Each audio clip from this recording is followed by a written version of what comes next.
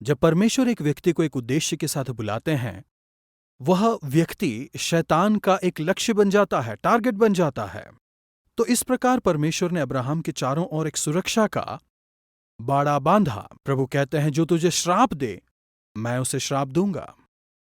अगर आज की भाषा में हम उसे कहें तो अब्राहम के संतानों को श्राप देने वालों को आज हम किस नाम से जानते हैं?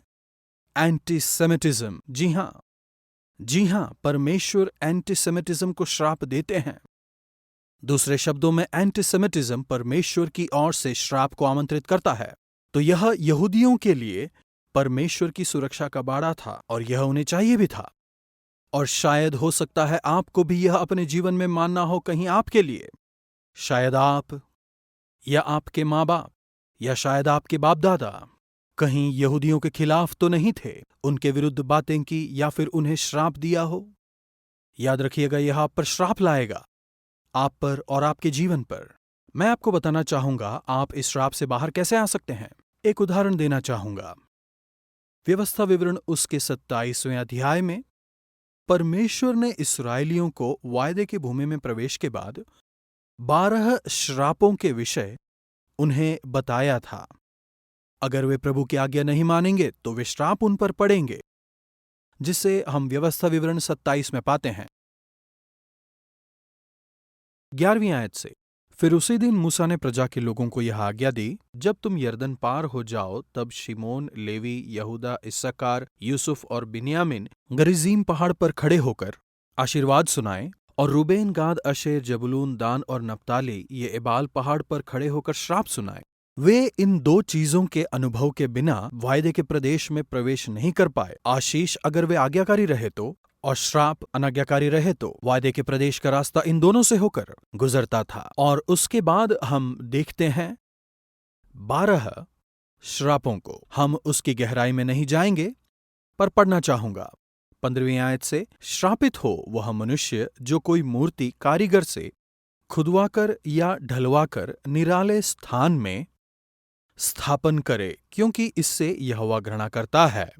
तब सब लोग कहें आमीन।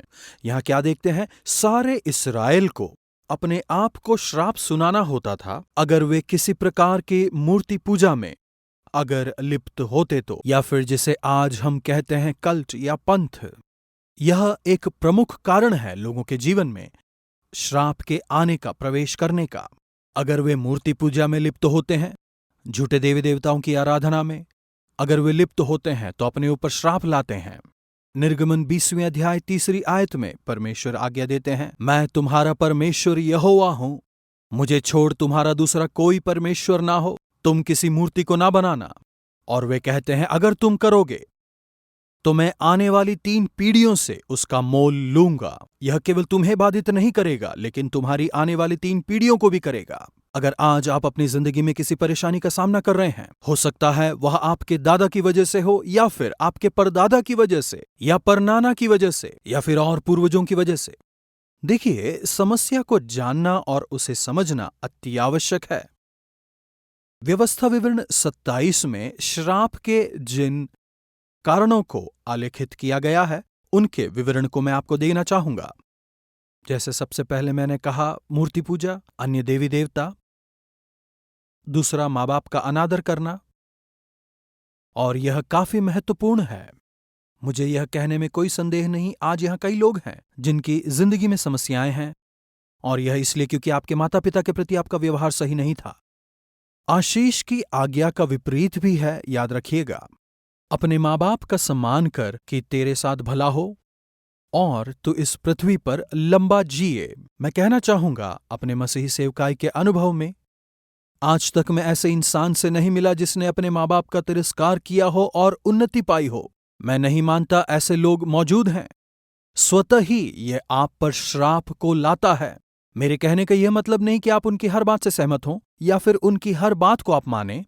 यह यकीनन उनके जीने के विधान पर आश्रित है, लेकिन माता पिता के रूप में आपको उनका सम्मान करना है। यह पहली आज्ञा है आशीष के वायदे के साथ। कई सारे लोगों को मैं जानता हूं जिन्होंने अपने माता पिता के प्रति अपने व्यवहार को सही किया और आशीष में उनका जीवन बदला। मैं कई ऐसे लोगों को भी जानता हूं जिन्होंने अपने मार्ग नहीं बदले और आशीष नहीं पाई। मैं अपने परिवार के एक सदस्य को जानता हूं जो 40 साल की उम्र में कैंसर का शिकार हुआ। उन्होंने उद्धार पाया था, उतना ही नहीं, वे सेवकाई में भी भागी थे, लेकिन परमेश्वर की आशीष को उसने इसलिए नहीं पाया क्योंकि उसकी मां के साथ उसका संबंध अच्छा नहीं था। उसके जीवन में समस्याएं थी। वह उन सबों से यकीनन बच सकता था अगर उसने अपनी मां के साथ संबंधों को सुधारा होता। देखिए, मैं सिद्धांतों की बात नहीं कर रहा, मैं अपने जीवन के अनुभव की बात कर रहा हूं।